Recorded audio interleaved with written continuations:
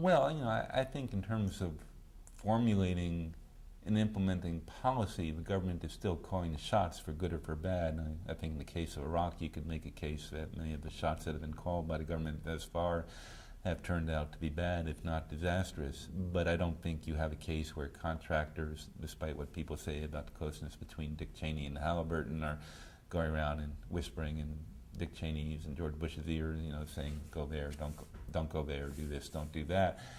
You can make a more substantive argument, I think, that the presence of contractors as an option might sway a government to do something it might otherwise not have done. If it was strictly a case of saying we go or don't go to country X solely by sending our armed forces there, then they might choose to say, no, we won't do it, and we can't justify it. There's no way we can justify the potential loss of life or the expenditure of X dollars to go to wherever it is, by using soldiers or Marines. However, if you have a contractor that we can send in to country X, where we issue a contract to, but we're not sending our soldiers, and they get killed or they get captured, nobody's really going to care.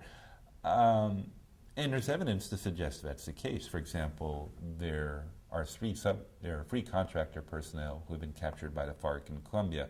Their plane crashed years ago as part of a drug fumigation program. I think they're working for a firm called Micro Satellites or something like that. I'm not quite sure. And they've essentially dropped off the face of the earth.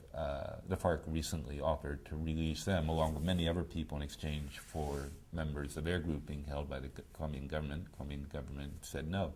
So once again, these people are essentially being held captive, and except their families, nobody cares about them.